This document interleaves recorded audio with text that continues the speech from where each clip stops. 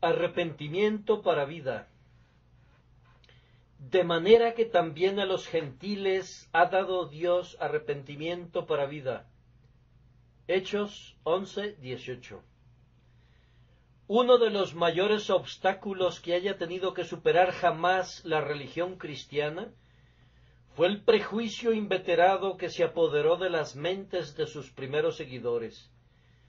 Los creyentes judíos, los 12 apóstoles y aquellos que Jesucristo había llamado de entre los esparcidos de Israel, estaban tan apegados a la idea de que la salvación era de los judíos y que nadie sino los discípulos de Abraham, o por lo menos los circuncidados, podían ser salvos, que no podían aceptar la idea de que Jesús hubiera venido para ser el Salvador de todas las naciones y que en él serían benditos todos los pueblos de la tierra. Con mucha dificultad podían aceptar esa suposición. Era tan opuesta a toda su educación judía que los vemos convocando a Pedro a un concilio de cristianos y preguntándole: ¿por qué has entrado en casa de hombres incircuncisos y has comido con ellos? Y Pedro no pudo exonerarse a sí mismo hasta no haber referido plenamente el asunto y haber declarado que Dios se le apareció en una visión, diciéndole: lo que Dios limpió, no lo llames tú común, y que el Señor le ordenó predicar el Evangelio a Cornelio y a su casa, ya que eran creyentes. Después de esto, el poder de la gracia fue tan enorme que esos judíos no pudieron resistirle más, y pese a toda su previa educación, de inmediato asumieron el principio comprensivo del cristianismo y glorificaron a Dios diciendo: de manera que también a los gentiles ha dado Dios arrepentimiento para vida.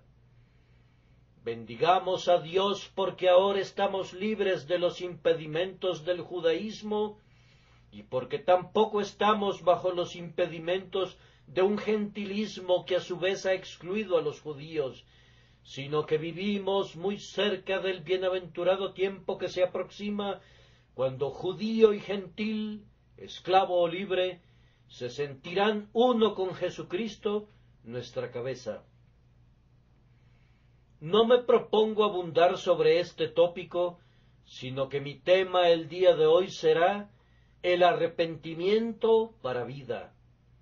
Pido gracia a Dios para hablarles de tal manera que su palabra sea como una espada cortante que penetra hasta partir el alma y el espíritu, las coyunturas y los tuétanos.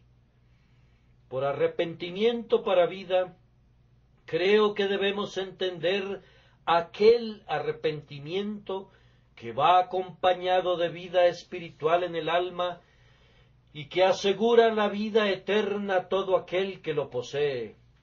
El arrepentimiento para vida, afirmo, trae consigo vida espiritual, o más bien, es la primera consecuencia procedente de esa vida.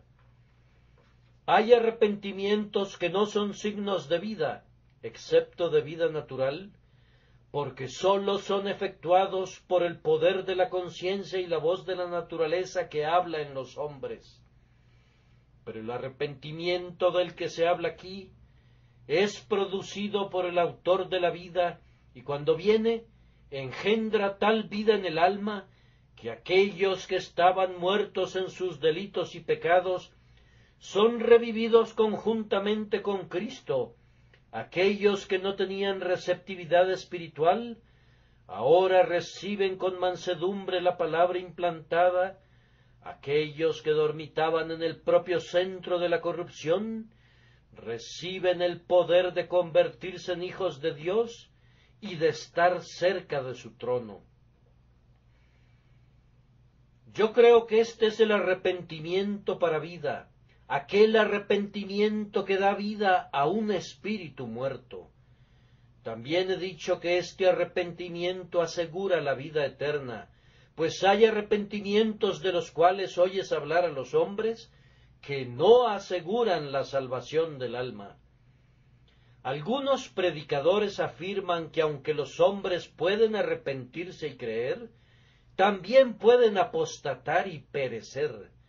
No pretendemos consumir nuestro tiempo haciendo un alto para exponer su error ahora. A menudo hemos considerado eso antes y hemos refutado todo lo que pudieran decir en defensa de su dogma. Pensemos en un arrepentimiento infinitamente mejor. El arrepentimiento de nuestro texto no es ese arrepentimiento, sino que es un arrepentimiento para vida, un arrepentimiento que es un verdadero signo de salvación eterna en Cristo, un arrepentimiento que nos preserva en Jesús a través de este estado temporal y que cuando hayamos pasado a la eternidad nos proporciona una bienaventuranza que no puede ser destruida. Arrepentimiento para vida es la salvación real del alma, es el germen que contiene todos los elementos esenciales de la salvación, que los resguarda para nosotros y que nos prepara para ellos. En este día hemos de prestar una atención acompañada de oración al arrepentimiento que es para vida. Primero, voy a dedicar unos cuantos minutos a la consideración del arrepentimiento falso. En segundo lugar, voy a considerar los signos que caracterizan al verdadero arrepentimiento y posteriormente enalteceré la caridad divina de la cual está escrito: de manera que también a los gentiles ha dado Dios arrepentimiento para vida. Primero, entonces, consideraremos ciertos falsos arrepentimientos. Voy a comenzar haciendo esta observación, que espantarse bajo el sonido del Evangelio no es arrepentimiento. Hay muchas personas que cuando oyen un fiel sermón evangélico permanecen agitadas y conmovidas. Mediante un cierto poder que acompaña la palabra, Dios da testimonio de que se trata de su propia palabra y provoca en aquellos que la oyen un cierto temblor involuntario. He visto a algunas personas, cuando las verdades de la Escritura han resonado desde este púlpito, cuyas rodillas han temblado chocando entre sí, cuyos ojos han derramado lágrimas como si hubiesen sido fuentes de agua. He sido testigo de la profunda depresión de su espíritu, cuando, según me han dicho algunos de ellos, fueron sacudidos hasta el punto de no saber cómo soportar el sonido de la voz, pues era semejante a la terrible trompeta del Sinaí, tronando únicamente su destrucción.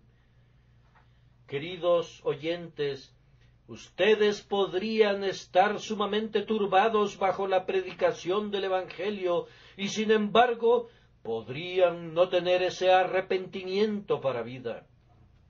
Ustedes podrían saber lo que es estar muy seria y profundamente afectados cuando asisten a la casa de Dios y, sin embargo, podrían ser pecadores endurecidos.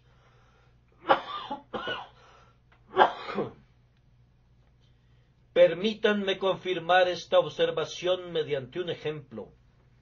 Pablo compareció ante Félix con sus manos encadenadas y cuando disertaba acerca de la justicia, del dominio propio y del juicio venidero, está escrito que Félix se espantó y, sin embargo, por buscar dilaciones, Félix se encuentra en la perdición en medio del resto de personas que han dicho: prosigue tu camino por esta vez, cuando encuentre un tiempo adecuado te buscaré. Hay muchas personas que no pueden asistir a la casa de Dios sin alarmarse. Ustedes saben lo que es estar espantados ante el pensamiento de que Dios los castigará. Puede ser que con frecuencia hayan sido inducidos a una emoción sincera bajo la influencia del ministro de Dios, pero permítanme decirles que a pesar de todo podrían ser desechados porque no se han arrepentido de sus pecados ni se han vuelto a Dios. Peor aún, es muy posible que no solamente se espanten ante la palabra de Dios, sino que podrían volverse Agripas amigables y estar por poco persuadidos a volverse a Jesucristo, y sin embargo no tener ningún arrepentimiento. Podrían ir más allá y llegar a desear el Evangelio. Podrían decir, oh, este Evangelio es algo tan bueno que yo quisiera recibirlo. Asegura tanta felicidad aquí y tanto gozo en el más allá, que quisiera poder llamarlo mío. Oh, es bueno oír de esta manera esta voz de Dios, pero podrían quedarse tranquilos, y mientras algún texto poderoso es predicado adecuadamente, podrían decirse, creo que es verdad, pero tiene que entrar en el corazón antes de que puedan arrepentirse. Puedes incluso caer de rodillas en oración y pedir con labios aterrados que esto sea de bendición para tu alma. Y después de todo, podrías ser que no fueras un hijo de Dios. Podrías decir como Agripa le dijo a Pablo, por poco me persuades a ser cristiano. Sin embargo, igual que Agripa, podrías no pasar más allá del por poco. Agripa estaba casi persuadido a ser cristiano, pero no plenamente convencido. Ahora, ¿cuántos de ustedes han estado por poco persuadidos y sin embargo no están realmente en el camino de la vida eterna? ¿Cuán a menudo la convicción los ha conducido a caer de rodillas y por poco se han arrepentido, pero han permanecido allí sin arrepentirse realmente? ¿Ven aquel cadáver? Murió recientemente. Todavía no ha adquirido la lividez mortal, su color se asemeja todavía a la vida, su mano está tibia todavía, podría pensarse que está vivo y casi pareciera respirar. Todo está íntegro. El gusano escasamente lo ha tocado, la descomposición escasamente se ha presentado, no hay ningún olor fétido. Sin embargo, la vida se ha ido. No hay ninguna vida allí. Lo mismo sucede con ustedes. Por poco están vivos. Por poco tienen cada órgano externo de la religión que tiene el cristiano, pero no tienen vida.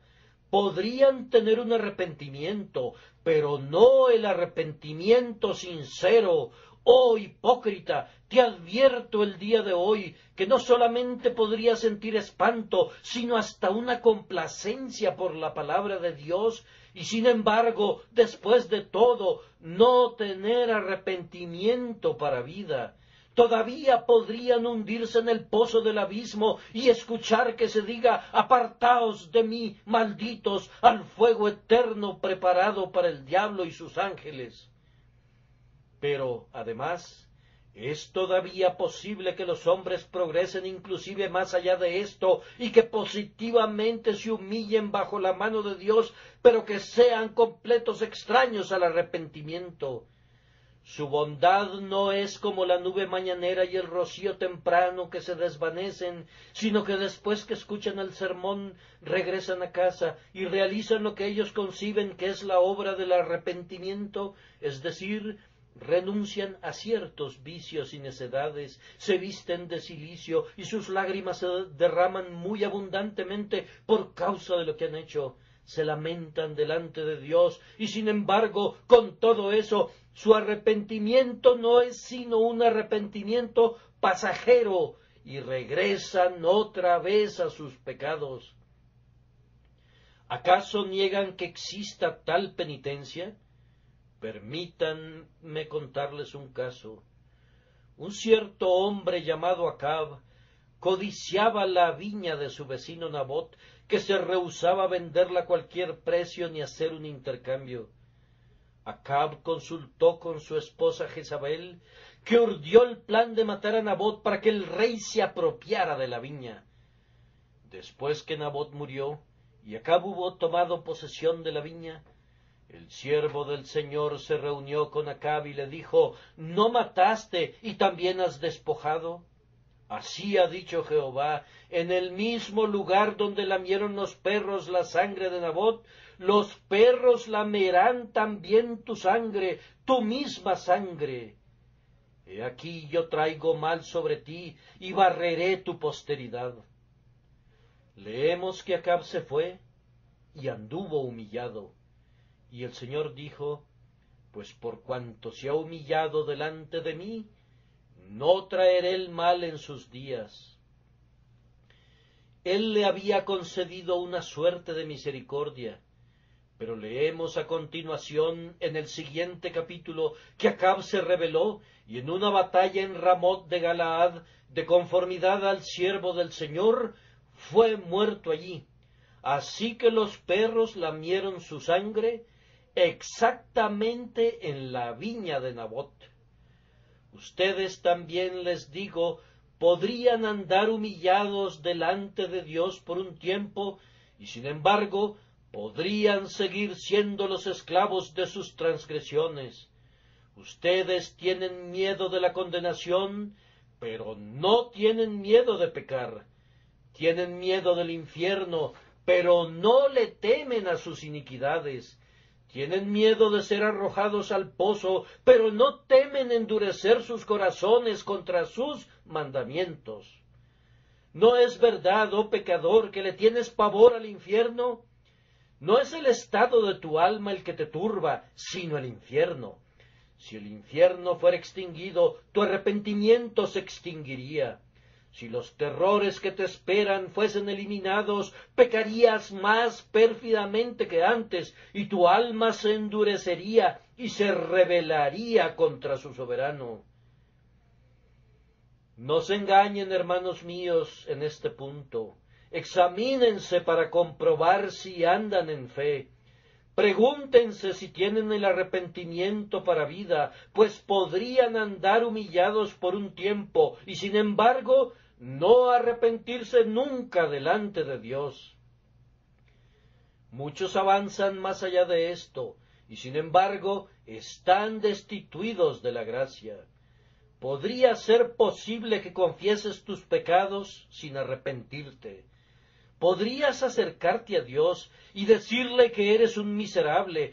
¿Podrías enumerar una larga lista de tus transgresiones y de los pecados que has cometido sin un sentido de la horripilación de tu culpa, sin una sola chispa de odio real a tus acciones?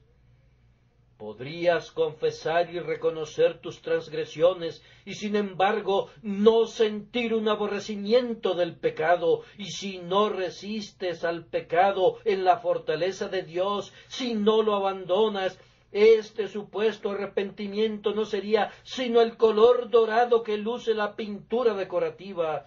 No se trata de la gracia que realmente transforma en el oro que soporte el fuego. Digo que podrían llegar a confesar sus faltas y sin embargo no tener arrepentimiento. Además, y entonces habré tocado el más lejano pensamiento que he de dar sobre este punto, podrían hacer alguna obra digna del arrepentimiento y sin embargo ser impenitentes. Déjenme darles una prueba de esto en un hecho autenticado por la inspiración. Judas traicionó a su Señor, y después de haberlo hecho, un sobrecogedor sentido del enorme mal que había cometido se apoderó de él.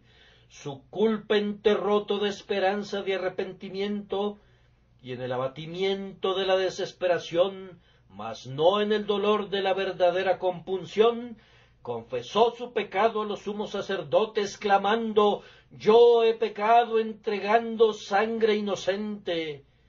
Ellos le dijeron: «¿Qué nos importa a nosotros? Allá tú».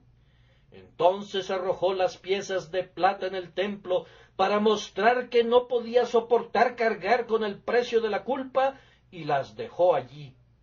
¿Salió y fue salvo? No, salió y fue y se ahorcó. Y aun entonces la venganza de Dios le siguió, pues cuando se colgó, cayó desde la altura donde estaba suspendido y quedó destrozado. Se perdió y su alma pereció. Pueden ver lo que este hombre hizo. Él pecó, confesó su error y devolvió el oro. Sin embargo, después de eso, fue un réprobo. ¿Acaso no nos pone a temblar esto? Pueden ver cuán posible es ser tan aproximadamente el remedio de un cristiano que la propia sabiduría, si solamente fuera mortal, sería engañada.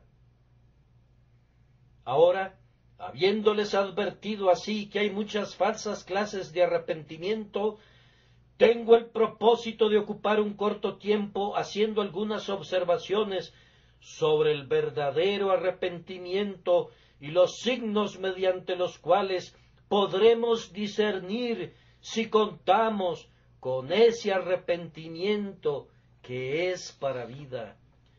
Antes que nada, permítanme corregir uno o dos errores que aquellos que están viniendo a Jesucristo cometen con frecuencia. Uno es que creen a menudo que deberían experimentar profundas, horribles y pavorosas manifestaciones de los terrores de la ley y del infierno antes de que se pueda decir que se arrepintieron. ¿Con cuántas personas he conversado que me han dicho lo que solamente puedo traducirles en español a ustedes en esta mañana? Más o menos de esta manera: no me arrepiento lo suficiente, no me siento lo suficientemente pecador, no he sido un transgresor tan indisculpable y perverso como muchos otros. Yo casi quisiera haberlo sido, no porque ame al pecado, sino debido a que entonces tendría convicciones más profundas de mi culpa y me sentiría más seguro de haber venido verdaderamente a Jesucristo. Ahora, sería un grave error imaginar que estos pensamientos terribles y horribles de un juicio venidero tengan algo que ver con la validez del arrepentimiento. Con frecuencia no son el don de Dios para nada, sino las insinuaciones del diablo. E incluso allí donde la ley obra y produce estos pensamientos, no deberían considerarlos como constituyentes de una parte y una porción del arrepentimiento. No entran en la esencia del arrepentimiento. El arrepentimiento es un odio al pecado, consiste en apartarse del pecado y en una determinación en la fuerza de Dios de abandonarlo. Es posible que un hombre se arrepienta sin un horripilante despliegue de los terrores de la ley. Podría arrepentirse sin haber oído los sonidos de la trompeta del Sinaí, sin haber escuchado algo más que un distante rumor de su trueno. Un hombre puede arrepentirse enteramente por medio de la voz de la misericordia. Dios abre algunos corazones a la fe, como en el caso de Lidia. A otros acomete con el martillo grueso de la ira venidera. A algunos abre con la ganzúa de la gracia y a otros con la palanca de hierro de la ley. Puede haber muchas formas de llegar allí, pero la pregunta es: ¿has llegado allí? ¿Te encuentras allí? ¿Sucede con frecuencia que el Señor no está en la tempestad ni en el terremoto, sino en el silbo apacible y delicado? Hay otro error que muchas pobres personas cometen cuando están pensando en la salvación, y es que no se pueden arrepentir lo suficiente. Se imaginan que si se arrepintiesen hasta un cierto grado, serían salvos. Oh Señor, dirán algunos de ustedes, no tengo suficiente contrición. Amados, permítanme decirles que no hay ningún grado eminente de arrepentimiento que sea necesario para la salvación. Ustedes saben que hay grados de fe, y sin embargo, la mínima fe salva. También hay grados de arrepentimiento, y el mínimo arrepentimiento, si es sincero, salvará al alma.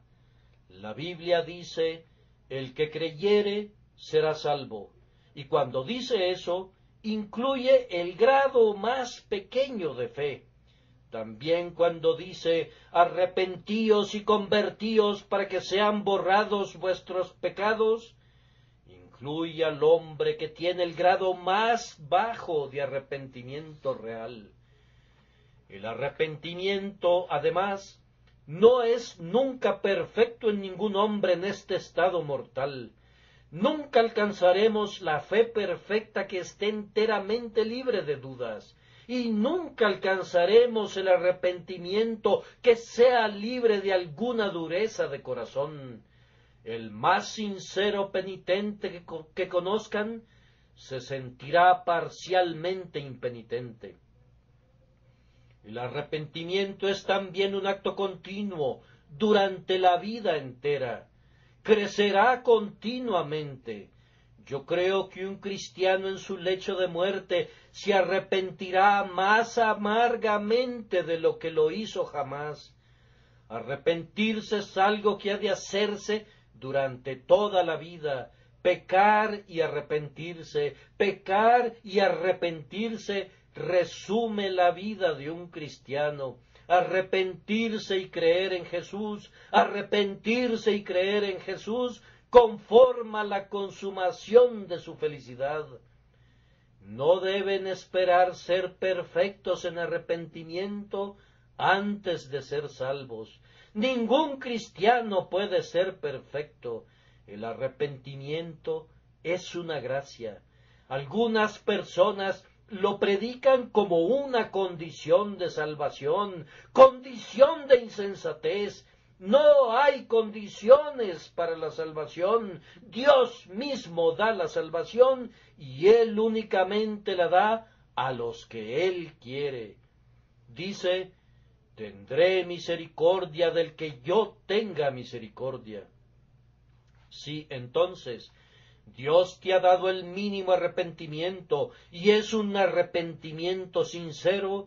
Alábalo por ello, y espera que ese arrepentimiento crezca más y más profundamente conforme sigas adelante. Entonces esta observación ha de ser aplicada a todos los cristianos. Hombres y mujeres cristianos, ustedes sienten que no tienen un arrepentimiento lo suficientemente profundo, sienten que no tienen una fe lo suficientemente grande. ¿Qué han de hacer?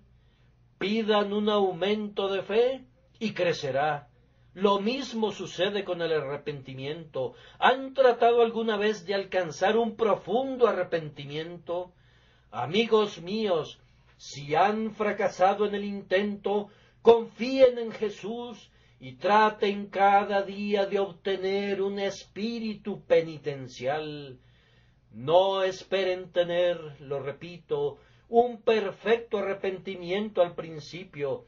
Han de tener contrición sincera, y luego, bajo la gracia divina, irán de poder en poder hasta que al final odiarán y aborrecerán el pecado como a una serpiente o a una víbora, y entonces estarán cerca, muy cerca, de la perfección del arrepentimiento.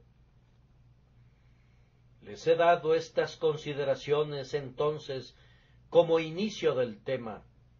Y ahora ustedes preguntarán, ¿cuáles son los signos del verdadero arrepentimiento a los ojos de Dios? Primero les digo que hay pena en él. Nadie se arrepiente jamás del pecado sin sentir algún tipo de tristeza a la vez. Puede ser más o menos intensa, de acuerdo a la manera en que Dios les llama y a su previa manera de vida, pero debe haber alguna tristeza. No nos importa cuándo llega, pero en algún momento o en otro debe llegar, o no sería el arrepentimiento de un cristiano. Conocí una vez a un hombre que profesaba que se había arrepentido, y en verdad su carácter había cambiado externamente, pero nunca pude ver que tuviera un dolor real por el pecado. Tampoco vi jamás algunas señales de contrición en él cuando profesó creer en Jesús. Yo consideré que en ese hombre se trataba de un salto extático a la gracia, y encontré después que tuvo exactamente un salto igualmente extático a la culpa otra vez. Él no era una oveja de Dios, pues no había sido lavado en contrición, pues todo el pueblo de Dios ha de ser lavado en contrición cuando es convertido de sus pecados. Nadie puede venir a Cristo y conocer su perdón sin sentir que el pecado es una cosa odiosa, pues llevó a la muerte a Cristo. Ustedes que tienen sus ojos secos, sus rodillas sin doblar y sus corazones empedernidos, ¿cómo podrían pensar que son salvos? El Evangelio promete salvación únicamente a aquellos que realmente se arrepienten. Sin embargo, para no herir a ninguno de ustedes y hacerles sentir algo que no es mi intención hacerles sentir, permítanme observar que no quiero decir que deban derramar lágrimas reales. Algunos hombres tienen una constitución tan dura que no podrían derramar una sola lágrima. He conocido a algunas personas que han sido capaces de suspirar y de gemir, pero las lágrimas no brotan. Bien, yo digo que aunque las lágrimas suministran a menudo evidencias de contrición, podrían tener arrepentimiento para vida sin ellas. Lo que yo quisiera que entendieran es que debe haber un dolor real. Si la oración no es vocal, debe ser secreta. Para mostrar el arrepentimiento, aunque sea mínimo, debe haber un gemido, aunque no haya palabras, debe haber por lo menos un suspiro, aunque no haya lágrimas. En este arrepentimiento ha de haber, pienso, no únicamente dolor, sino que ha de haber algo práctico. Debe ser un arrepentimiento práctico. No basta con decir que lo sentimos y arrepentirnos, y luego continuar día a día como siempre caminamos. Muchas personas están muy apenadas y muy penitentes por sus pecados pasados. Óiganlos hablar. Oh, dicen, lamento profundamente haber sido un borracho un día, y sinceramente deploro haber caído en ese pecado. Lamento profundamente haber hecho eso. Luego se van directo a casa, y cuando llega la 1 de la tarde del día domingo, los encontrarán bebiendo otra vez. Y sin embargo, esa gente dice que se ha arrepentido. ¿Acaso les creerían ustedes cuando dicen que son pecadores, pero que no aman el pecado?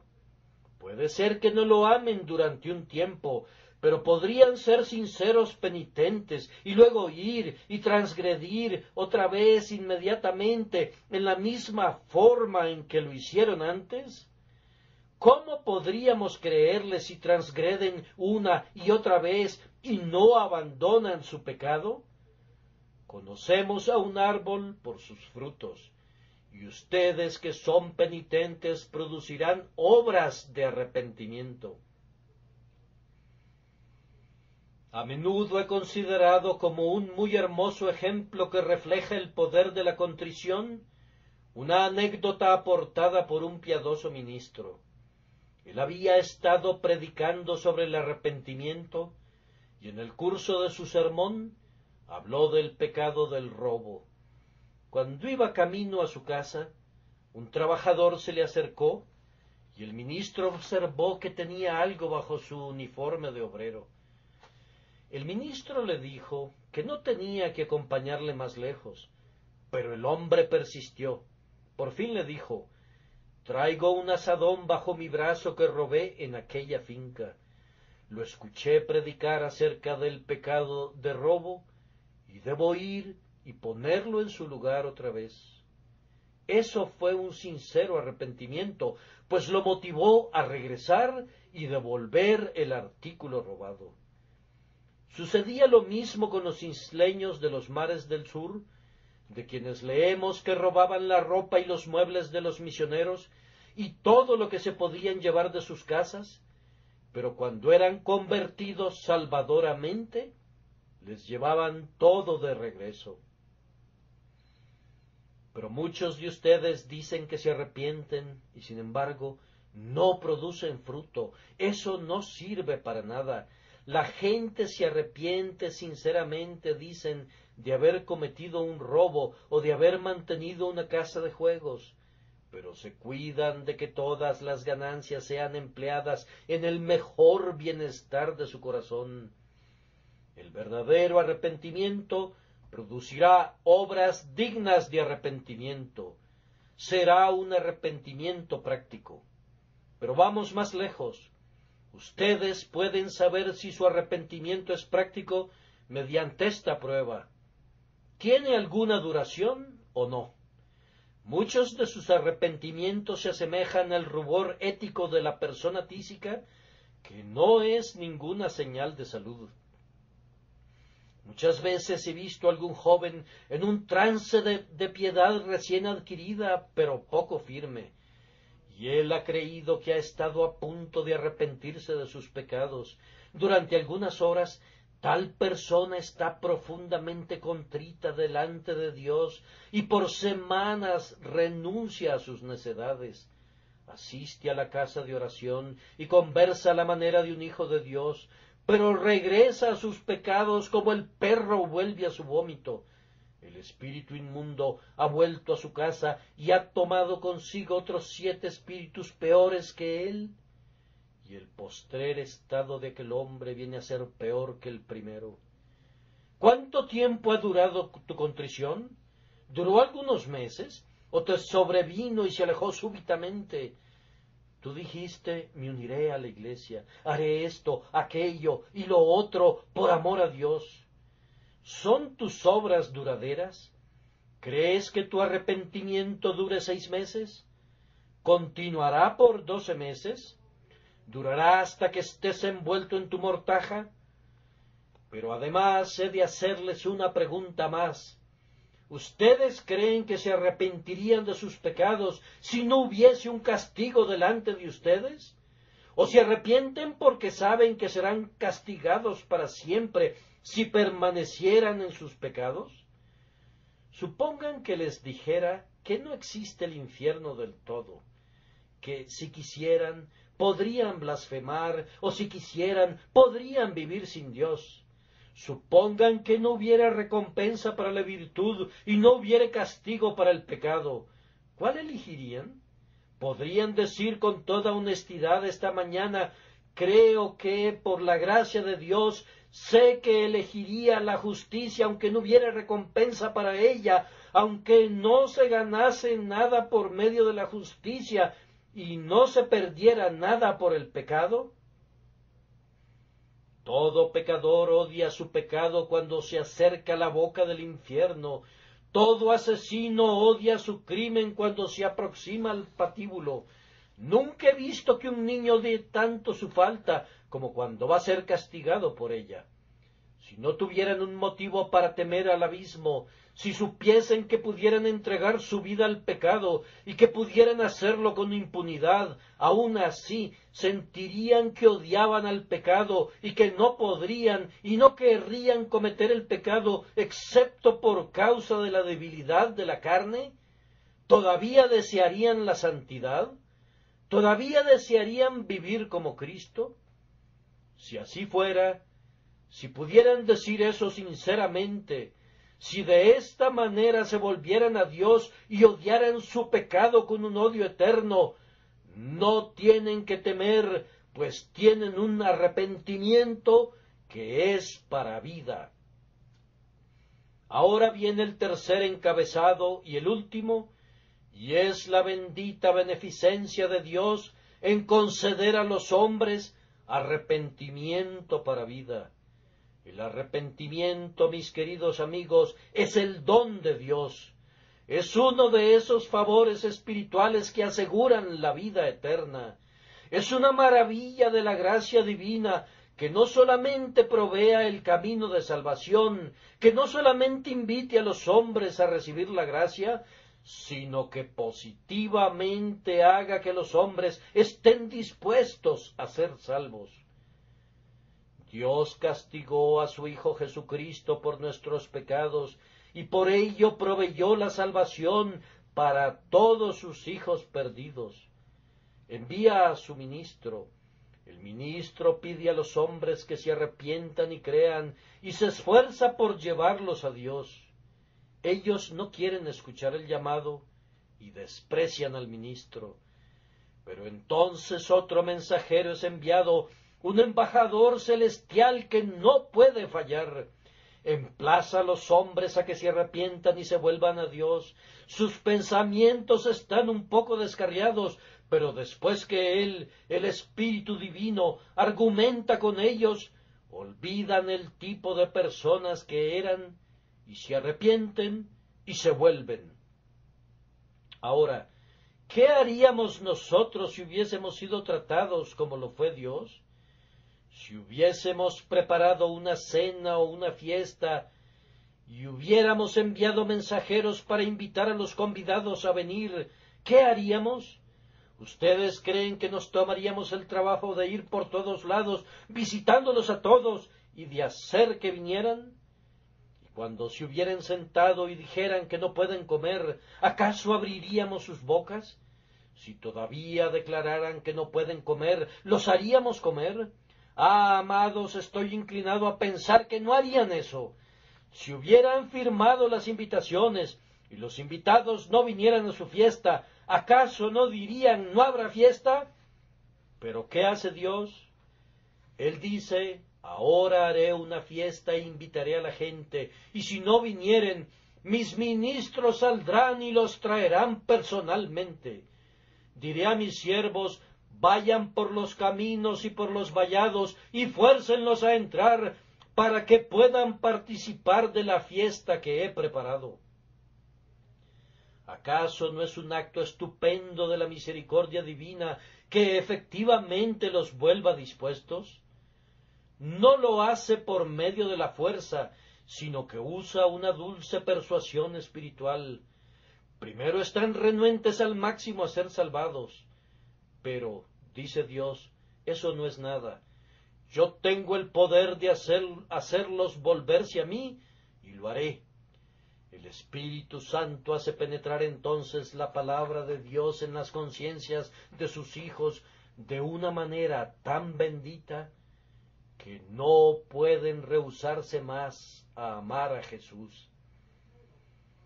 Les pido que observen que no lo hace por medio de alguna fuerza en contra de su voluntad, sino mediante una dulce influencia espiritual que cambia la voluntad.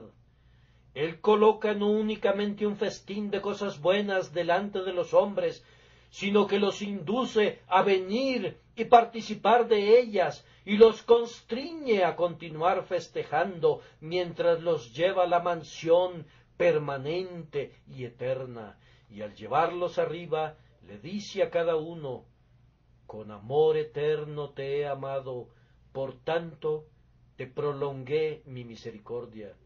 Ahora, ¿me amas tú a mí? Oh Señor, claman, tu gracia al traernos aquí demuestra que nos amas, pues nosotros estábamos renuentes a venir. Tú dijiste, irán, y nosotros dijimos que no iríamos, pero tú nos hiciste ir.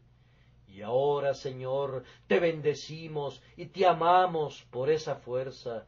Fue un apremio divino. Yo era un cautivo que forcejeaba, pero fui conducido a estar dispuesto.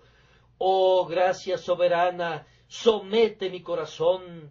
Quiero ser conducido en triunfo también, un cautivo dispuesto para mi Señor, para cantar los honores de su palabra. Bien, ahora, ¿qué dicen ustedes? Algunos dirán, Señor, he estado tratando de arrepentirme durante largo tiempo. En penas y aflicciones he estado orando y tratando de creer y haciendo todo lo que pueda. Les diré algo, lo intentarán por tiempo indefinido antes de ser capaces de hacerlo. Esa no es la forma de alcanzarlo. Oí la historia de dos caballeros que iban de viaje. Uno de ellos le dijo al otro, no sé cómo haces, pero da la impresión que tú recuerdas siempre a tu esposa y tu familia y todo lo que están haciendo en casa, y da la impresión que tú conectas todas las cosas que te rodean con ellos.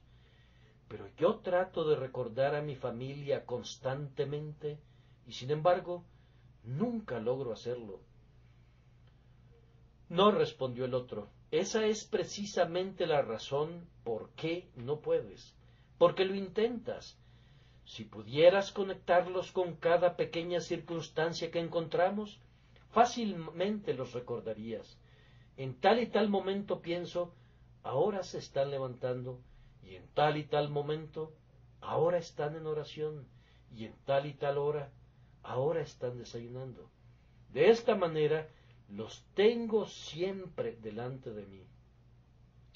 Creo que lo mismo sucede con relación al arrepentimiento. Si un hombre dijera, quiero creer, y tratara, mediante algún medio mecánico, de inducirse al arrepentimiento, sería un absurdo y nunca lo lograría. Pero la manera en que puede arrepentirse es, por la gracia de Dios, creyendo y pensando en Jesús. Si viera el costado sangrante, la corona de espinas, las lágrimas de angustia, si tuviera una visión de todo lo que Cristo sufrió, no tengo temor de afirmar que se volvería a Él en arrepentimiento. Apostaría la reputación que yo pudiera tener en las cosas espirituales, afirmando que un hombre no puede, bajo la influencia del Espíritu Santo de Dios, contemplar la cruz de Cristo sin un corazón quebrantado. Si no fuera así, mi corazón sería diferente del de todos los demás. No he conocido nunca a nadie que hubiera reflexionado y mirado a la cruz, que no hubiera descubierto que la cruz engendró arrepentimiento y engendró fe. Miramos a Jesús si queremos ser salvos, y luego decimos, sacrificio admirable, que Jesús haya muerto así para salvar a los pecadores. Si quieres la fe, debes recordar que Él la da. Si quieres el arrepentimiento, Él lo da. Si quieres vida eterna, Él la da liberalmente. Él puede forzarte a sentir tu gran pecado y llevarte al arrepentimiento por la mirada de la cruz del Calvario y el sonido del mayor y más profundo clamor de muerte, Eloi, Eloi, lama sabactani. Dios mío, ¿por qué me has desamparado? Eso engendrará arrepentimiento. Eso te hará llorar y decir, ¡ay! Y mi Salvador sangró, y mi soberano murió por mí. Entonces, amado amigo, si quisieras tener arrepentimiento, este es mi mejor consejo para ti. Mira a Jesús, y que el bendito dador de todo arrepentimiento para salvación te guarde de los falsos arrepentimientos que he descrito y te dé ese arrepentimiento que existe para vida.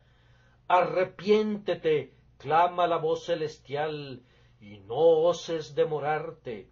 El infeliz que desdeña el mandato muere y se enfrenta a un fiero día. El ojo soberano de Dios ya no pasa por alto los crímenes de los hombres. Sus heraldos son despachados por doquier para advertir al mundo de pecado. Los emplazamientos abarcan toda la tierra, que la tierra concurra y tema. Escuchen, hombres de cuna real, y que sus vasallos oigan también. Juntos ante su presencia dóblense y confiesen toda culpa. Abracen al bendito Salvador ahora, no minimicen su gracia, dobléguense antes de que la terrible trompeta suene y los llame a su tribunal, pues la misericordia conoce el límite establecido y se convierte en venganza allí.